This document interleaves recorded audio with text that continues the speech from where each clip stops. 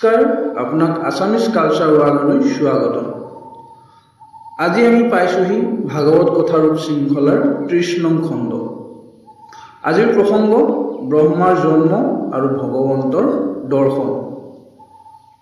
সেই পৰম তত্ত্বকে আজি আমি মহাপুৰুষ শ্ৰীমন্ত শংকৰদেৱৰ শ্ৰীমদ ভাগৱতৰ আধাৰত কথাৰূপে শুনিম।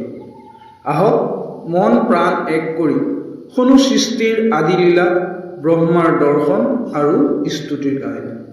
আহক ভিডিঅ'টো আৰম্ভ কৰোঁ। কৃষ্ণ জয় গুৰু শংকৰ। মৈত্ৰেয় ঋষিয়ে বিদুৰক সম্বোধন কৰি ক'লে, হে মহাযোশী বিদুৰ, তোমাৰ কীৰ্তি জগতত ৰৈ গ'ল। তুমি স্বৰূপতে জানি ল'লা যে এই কুৰুবংশ সাধু সন্তৰ সেৱা কৰিবৰ বাবেই যোগ্য হৈছে। পৰম বৈষ্ণৱ ভক্তৰ মাজত অদ্বিতীয় হৰিৰ কথাত সদায় মগ্ন হৈ থকা তুমি নিজেই এই বংশত জন্ম লৈছা। তেন্তে এই বংশৰ মহত্বৰ কথা আৰু কি ক'ম? তোমাৰ জন্মৰ ফলত লোকৰ দুখ দূৰ হ'ব, পৰম সুখ মিলিব। সেইকাৰণে মই মহা যত্ন কৰি ভাগৱত শাস্ত্ৰ আৰম্ভ কৰিছোঁ। এই ভাগৱত স্বয়ং দেৱহৰিয়ে ঋষিসকলৰ আগত কৈছিল। বিদুৰে সুধিলে, ভগৱন্তই কিদৰে কোন ঋষিক এই ভাগৱত কৈছিল আৰু আপুনি কেনেকৈ পালে? মৈত্ৰেয়ই উত্তৰ দিলে, শুনা, মই তাৰ তত্ত্ব কওঁ। পাতালপুৰত ভগৱন্ত হৰিয়ে অনন্ত ৰূপ ধৰি লীলাৰে বিৰাজ কৰি আছে। তেওঁৰ শৰীৰ ধৱল সুন্দৰ, উপমা দিবলৈ ঠাই নাই। এয়া মাধৱৰ তামসিক মূৰ্তি। হাজাৰখন ফেনাৰ ওপৰত দিব্যৰত্ন মণিময় কিৰীটিয়ে জিলিকি থাকে। কমলৰ দৰে নয়ন মেলি ভগৱন্তই দেৱতাসকলৰ প্ৰতি দয়াৰে অল্প অল্পকৈ চাই থাকে। নাগ কন্যাসকলে নানাবিধ দ্ৰব্য লৈ প্ৰেমভাৱে তেওঁৰ চৰণ পূজা কৰে। নানামতে স্তুতি কৰি গীতাঞ্জলি হৈ নিজৰ অনুৰূপ পতি পাবলৈ বাঞ্ছা কৰে। চিত্তত বাসুদেৱক ধৰি ধ্যানৰ পথেৰে সেৱা কৰি প্ৰেমত গদগদ হৈ বাণী উচ্চাৰণ কৰে। হাজাৰখন মুখেৰে নিতে নৱ নৱ ৰূপে কৃষ্ণ কথা বখানি থাকে। এনেদৰে কৃপাময় অনন্তদেৱ তাত থাকোঁতেই চাৰিজন সিদ্ধ পুৰুষে পৰম যত্নেৰে ভাগৱত শুনিবৰ মনেৰে গংগা দুৱাৰত বুৰ মাৰি পাতাললৈ গ'ল। তাত নাৰায়ণক দেখি তেওঁলোকে প্ৰেমভাৱে আলিংগন কৰিলে, দণ্ডৱত হৈ প্ৰণাম জনালে। আনন্দত শৰীৰ পুলকিত হ'ল। জটাৰ পৰা বৈ অহা জলেৰে ভগৱন্তৰ চৰণ তিয়ালে। পাছত ভগৱন্তই অনন্তৰূপে সেই মুনিসকলক মহাভাগৱত শাস্ত্ৰ ক'লে। সেই সিদ্ধসকলে ইয়ালৈ আহি সাংখ্যায়ন ঋষিক মহাভাগৱতৰ কথা ক'লে। মহাভাগ সাংখ্যায়নে তুষ্ট হৈ মোৰ গুৰুৰ আগত প্ৰচাৰ কৰিলে। তাৰ পাছত কৃপাময় পৰাশৰ মুনিয়ে মোক পৰম যত্নেৰে ক'লে, আজি মই নিষ্ঠাৰে গোবিন্দক স্মৰণ কৰি সেই শাস্ত্ৰকে তোমাক কম, কিয়নো তুমি মহাসন্ত, শ্ৰদ্ধাৱন্ত, সাক্ষাৎ মাধৱৰ ভকত। এইদৰে সম্প্ৰদায়ৰ পৰম্পৰা মতে যেনেদৰে চলি আহিছে তাৰ তত্ত্ব মই ক'লোঁ। ইয়াৰ পাছত পদ্মকল্পৰ কথা কওঁ, শুনা। হে সভাসদসকল, কৃষ্ণৰ চৰণত মন দি নিৰন্তৰে হৰি হৰি বোলা। ব্ৰহ্মাৰ জন্ম কথাৰূপ। মৈত্ৰেয় ঋষিয়ে বিদুৰক ক'লে, হে কৌৰৱ নন্দন, শুনা। প্ৰভু নাৰায়ণে যেতিয়া জগত সংহাৰ কৰিলে, তেতিয়া সকলো জীৱক নিজৰ উদৰত ধাৰণ কৰি যোগ নিদ্ৰাৰ চলেৰে অনন্ত শয্যাত কৌতূহলেৰে শয়ন কৰিলে। তেতিয়া তিনিও লোক জলত বিয়পি গ'ল। কৃপাশীল ভগৱন্তই হাজাৰ যুগ পৰ্যন্ত সেই জলত থাকিল।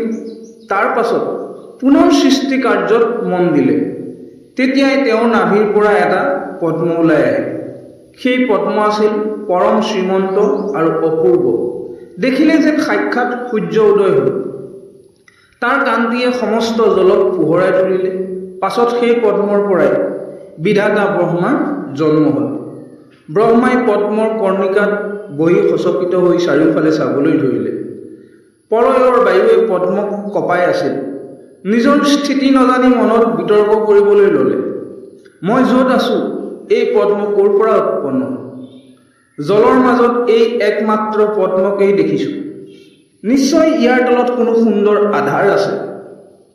এনেকৈ ভাবি প্ৰজাপতি ব্ৰহ্মাই পদ্মৰ নালৰ মাজেৰে সোমাই গ'ল আৰু 100 বছৰ ধৰি তাৰ অন্ত বিচাৰিলে। কিন্তু অন্ত নাপাই পুনৰ উঠি আহি পদ্মৰ ওপৰত বহি বিস্ময়ত পৰিল। কিছু সময়ৰ পাছত টপ টপ বুলি এটা বাণী শুনিলে। তেতিয়া ৰংগমনেৰে গা লৰাই চাৰিওফালে চালে। সেই সময়তে সৃষ্টিকৰ কৃষ্ণৰ কৃপাত ব্ৰহ্মাই চাৰিদিশে 4খন মুখ লাভ কৰিলে। তাৰ পাছত সাৱধান হৈ বায়ু নিৰোধ কৰি 1000 বছৰ তপস্যা কৰি থাকে। তেতিয়া বিধাতাই হৃদয়ত ঈশ্বৰক উপলব্ধি কৰিলে। চকু মেলি বাহিৰত সাক্ষাৎ নাৰায়ণক দেখা পালে। দৰ্শন মাত্ৰই সকলো দুখ দূৰ হ'ল। তেওঁ দৃষ্টি ভৰি ভগৱন্তক চাবলৈ ধৰিলে। মৈত্ৰেয়ে ক'লে, হে বিদুৰ, তুমি মন দি শুনা, মই তোমাক তেওঁৰ ৰূপৰ বৰ্ণনা দিওঁ। পদ্মৰ মৃণালৰ দৰে অনন্ত নাগৰ আসন, সেই আসনৰ কোলাত বহি আছে নাৰায়ণ। মৰকত শিলাময় পৰ্বতৰ কান্তিকো পৰাজিত কৰা তেওঁৰ শ্যাম শৰীৰ অতি উজ্জ্বলভাৱে প্ৰকাশ পাইছে। সন্ধ্যাৰ মেঘৰ ছায়াতকৈও অধিক উজ্জ্বল দিব্য পীতবাস তেওঁৰ শৰীৰত জিলিকি আছে।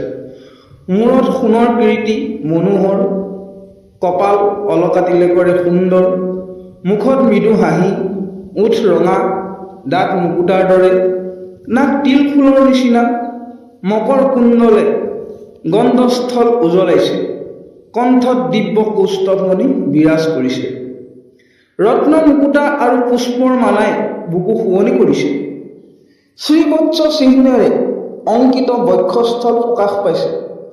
অলংকাৰেৰে সুশোভিত 4খন বাহু পৰ্বতৰ বাঁহৰ লগতো তুলনা নহয়। এনেদৰেই ব্ৰহ্মাই প্ৰথমবাৰৰ বাবে ভগৱন্ত নাৰায়ণৰ দৰ্শন লাভ কৰিলে আৰু সৃষ্টিৰ কাৰ্যৰ বাবে প্ৰস্তুত হ'ল। ব্ৰহ্মাই ভগৱন্তৰ ৰূপ আৰু নিবিড়ভাৱে নিৰীক্ষণ কৰিবলৈ ধৰিলে। তেওঁৰ কঁকালত মেখেলাৰ সৈতে থকা পীতবস্ত্ৰই কদম্ব ফুলৰ কিশোৰৰ 3 কান্তিৰ দৰে ভ্ৰম সৃষ্টি কৰিছে। দুয়ো উৰু কলগছৰ দৰে সুঠাম, জংঘা অতি সুবলিত, ভৰিৰ দহোটা নখ এনেদৰে জিলিকিছে যেন দহোটা চন্দ্ৰমা একেলগে উদিত হৈছে। ভক্তৰ মন পূৰ্ণ কৰা সেই ৰাতুল চৰণ দুখন তেওঁ ঘনে ঘনে ওপৰলৈ তুলি দেখুৱাইছে। যেন মৰকত শিলাময় পৰ্বতৰ দুয়ো কাষত 2টা ভুজ সদায় স্থিৰ হৈ থাকে আৰু য'ত য'ত যি আছে সেই সকলোবোৰ মিলি তেওঁ মূৰ্তিৰ লগতেহে উপমা পাব পাৰে। এনে ৰূপ দেখি ব্ৰহ্মাই বিচাৰ কৰি আছে। খন্তেকতে তেওঁ অনুভৱ কৰিলে যে এয়া মহাকৃপাময় প্ৰভু। তেওঁ বাহুসমূহ চন্দন গছৰ দৰে, তাত পিন্ধা কেউ কংকণবোৰ যেন সেই গছৰ ফলমূল। সেই বাহুকেইটাক আকৌ চাৰিওফালৰ পৰা অনন্ত নাগে বেৰি আছে, যি অনন্ত শয্যা হৈ ভগৱন্তক বেৰি আছে। পুনৰ ব্ৰহ্মাই দেখিলে ভগৱন্তৰ শৰীৰ যেন এখন পৰ্বত। মূৰৰ 1000টা কিৰীটি পৰ্বতৰ 1000টা সিংহৰ দৰে জিলিকিছে। কণ্ঠৰ কৌস্তভমণি অতি চমৎকাৰ, যেন পৰ্বতৰ মাজত অপাৰ ৰত্ন জিলিকি আছে। ভৰিলৈকে ওলমি থকা মনোহৰ বনমালাত বেদৰূপী মধুকৰবোৰ পৰি গুঞ্জন কৰিছে। যেনেকৈ মৈনাক পৰ্বতলৈকে গোটেই পাহাৰ জলেৰে বেৰি আছে, তেনেকৈ প্ৰলয়ৰ জলত ভগৱন্ত বিৰাজ কৰিছে।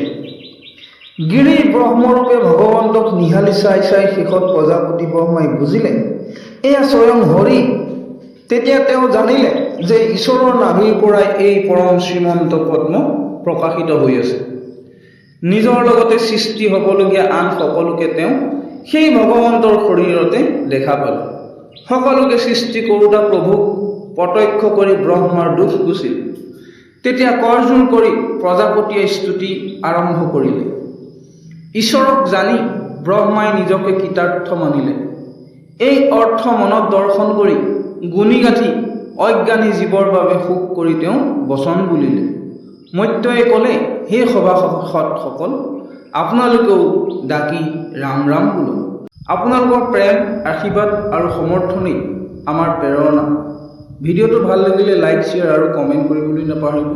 লগতে আমাৰ অসমীয়া সংস্কৃতি ভক্তি আৰু ঐতিহ্যক জীয়াই ৰাখিবলৈ আছামিজ কালচাৰ ওৱান চেনেলটো ছাবস্ক্ৰাইব কৰি লগত থাকক। আগন্তুক খণ্ডত আমি শুনিম ব্ৰহ্মাৰ স্তুতি আৰু সৃষ্টি কাৰ্যৰ আৰম্ভণি।